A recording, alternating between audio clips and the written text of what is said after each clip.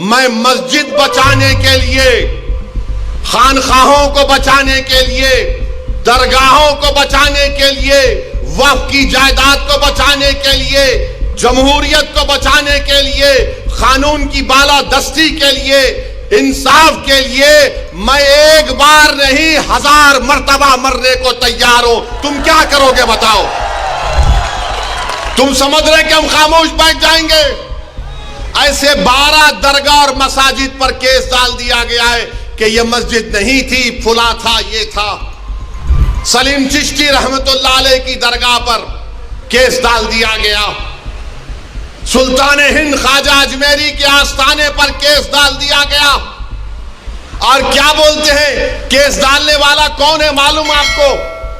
ये मेरे घर के पास दिल्ली में आकर मेरे घर के ऊपर जो नेम प्लेट है उसको तोड़ा, पत्थर फेंके घर में मेरे, और उसके बाद मेरे नेम प्लेट पर कालिक डालकर धमकी दिया कि ओवैसी तेरे को देख लेंगे। अरे कभी बोल कर आना, मर्द का बच्चा है तो मैं ठहरता हूं सामने। इस देश में गरीबी कितनी बढ़ जाएगी, मगर उसके बारे में फिक्र नहीं। संभल की मस्जिद का मसला खड़ा कर दिए। संभल की मस्जिद में जो लोग कोर्ट को गए, वो कोर्ट में ये बोलकर गए कि हमको मस्जिद के अंदर जाने का परमिशन मिले। अब आप बताइए, कोई हम किसी को रोकते, कोई मस्जिद में आना चाह रहा है तो आइए, आदाब को मलूज रखकर मस्जिद में आइए। मगर प्रेयर ये है, मुतालिबा कोर्ट से कि अंदर आने का मौका मिले। और फाजिल जज साहब माशाल्लाह आर्डर दे दिए सर्वे का। माने कोर्ट मस्जिद, संभल की मस्जिद चंदोसी मस्जिद से 45 किलोमीटर दूर है। 1.5 घंटे में आर्डर लेकर आ गए और वहां पर पुलिस मौजूद है। शाम में 6 बजे सर्वे होता है। फिर उसके बाद इतवार के दिन सर्वे होता है। और फिर जब दूसरा सर्वे, जिसका कोई कानूनी मौक़िफ़ नहीं है, सर्वे हुआ तो फायरिंग हुई। फायरिंग में 5 लोग शहीद हो गए। उसमें एक 17 साल का बच्चा जो प्लास्टिक के खिलौने बेचता था, उसके सीने पे गोली लग गई। 5 के 5 को, 4 को सीने पे गोली लगी, 1 को पीठ पर गोली लगी। और मारने वाले बोलते हम नहीं मारे, कट्टे से मारे। अरे क्या कोई अजिन्नात आके गोली मार के चले गए? आप गोली चला रहे हैं, वीडियो है, और बोल रहे हैं कि नहीं हम नहीं चलाए, कट्टे से मारे। तुर्क और पठानों का झगड़ा था? नहीं था झगड़ा। तुर्क पठान का मस्जिद पे झगड़ा कभी था ना कभी रहेगा इंशाअल्लाह ताला। आप कह रहे हैं झगड़ा था, मगर 5 लोग शहीद हो गए, अपनी जानों को गंवा दिए। अगर वो लोग कोर्ट को नहीं जाते तो क्या ये 5 बच्चे मरते थे? क्या ये तशद्दुद होता था संभल में?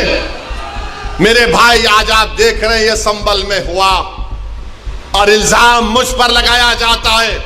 असदुद्दीन ओवैसी तुम ये बोल रहे हो, तुम वो बोल रहे हो।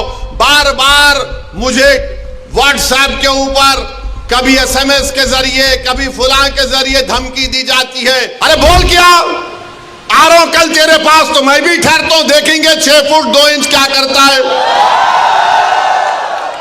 वो आदमी अब कोर्ट को गया, सुप्रीम कोर्ट के वकील को थप्पड़ मारा।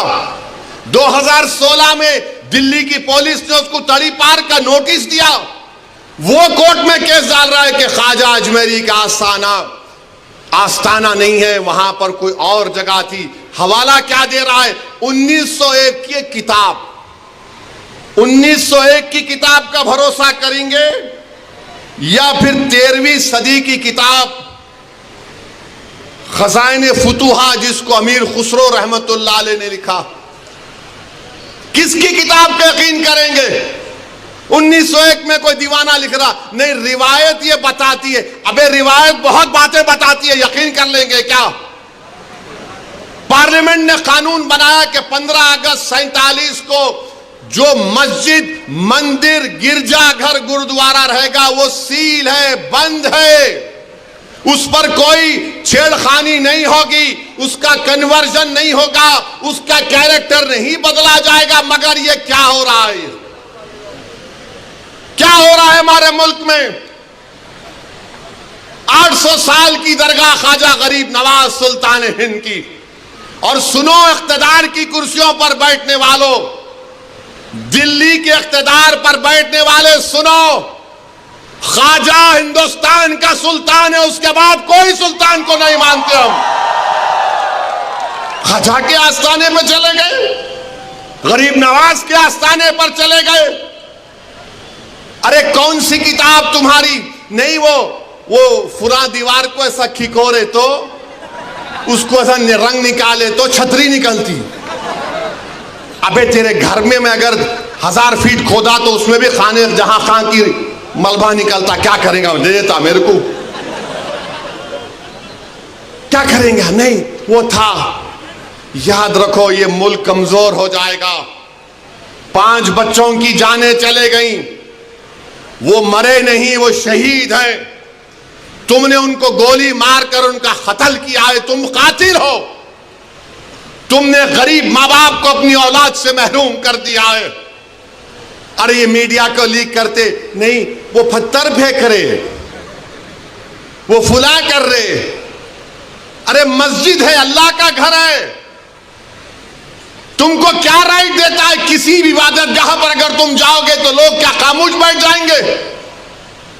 800 साल की दरगाह, वहां बोल रहे नहीं, ये नहीं था, वो नहीं था।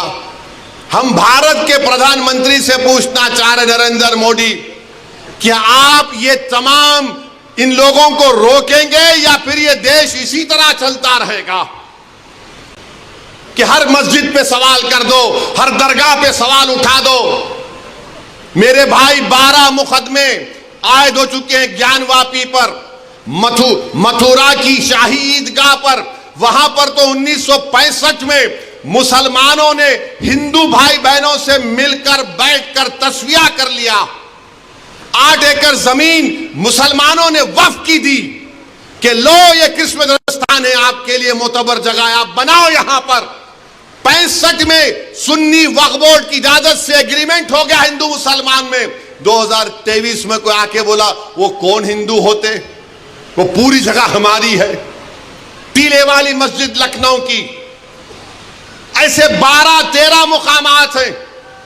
सुप्रीम कोर्ट ने राम मंदिर के फैसले में कहा कि 91 का एक्ट भारत के संविधान का एक अटूट हिस्सा है।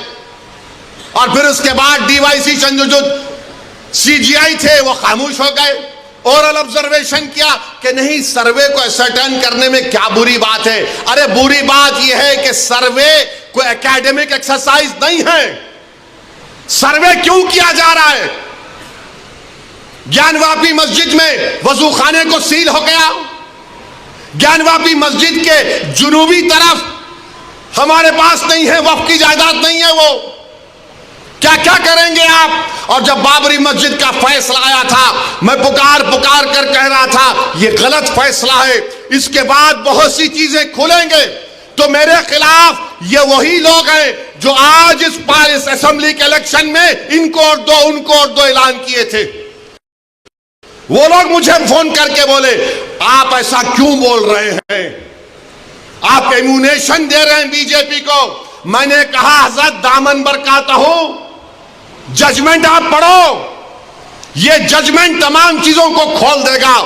मुझसे कहा कि आप खामोश हो जाओ, ओवैसी तुम मत बोलो। मैंने कहा मौत मेरे को खामोश कर सकती, जब तक अल्लाह जिंदा रखेगा मैं सच्चाई को बयान करूंगा और बयान करता रहूंगा। आज बोलो खामोश हो जाओ। मैं जब कह रहा था तो कोई बोल रहे नहीं मत बोलो, इनको क्या है, ये भड़काऊ भाषण दे देते, इनको क्या है, इनको टीवी पे जाके बोलने का शौक है। आज क्या हुआ महाराष्ट्र के चुनाव में? क्या बीजेपी ने क्या कहा जा जाकर? आज हमारे पास करण जैसे, क्या नाम है, यूसुफ पुंजानी आकर तकरीर करके गए, मैं इलेक्शन जीतने का हार गया। उन्होंने कहा कि बीजेपी ने पूरे महाराष्ट्र में प्रचार कर दिया कि फतवा जीतेगा या भगवा जीतेगा। बताओ ये कौन है लोग? अरे आपको अगर इलेक्शन लड़ना है लड़ो, आगे बढ़ो। सिर्फ बैठकर ऐलान करने से नहीं होता, इलेक्शन लड़ो, मालूम होता आपको कैसे वोट हासिल करना पड़ता है। एक आलिम दीन मुफ्ती इस्माइल आपके सामने जो इलेक्शन लड़ रहा भी है, मिंबर रसूल पर आपको अच्छाई को बयान भी करता है और चुनाव भी लड़ता है, मगर यह क्या बात है कि इलेक्शन आएगा इनको वोट दो, उनको वोट दो। अरे आप लड़ो, आप नहीं लड़ सकते तो अपने दामाद को लाओ, चलो लड़ो ना, क्यों नहीं रोकते? नहीं, हम इनको बोलेंगे, उनको बोलेंगे। क्या हुआ? आपने बीजेपी को हैंडल दे दिया। यूसुफ पुंजानी कह रहा है कि बीजेपी गली गली जाकर ऐलान कर दी कि फतवा जीतेगा या भगवा जीतेगा। अरे जब सियासत नहीं आता करना तो मत करो, दुआ करो या हिकमत अमली से इख्तियार करो। नहीं, हमको सब चीज होना। देख लिए क्या हुआ। अब किधर हैं आप, किधर है नहीं मालूम। कहां है वो लोग जो औरंगाबाद में बोले थे इम्तियाज जलील को वोट मत, उस समाजवादी पैंडेट को वोट दो बोले थे। अरे चेहरा दिखाओ औरंगाबाद के अवाम के सामने तुम।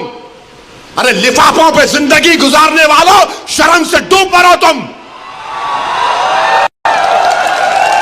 मेरे घर को आए थे, मेरे घर को आए थे हैदराबाद को, बगैर बोले मेरे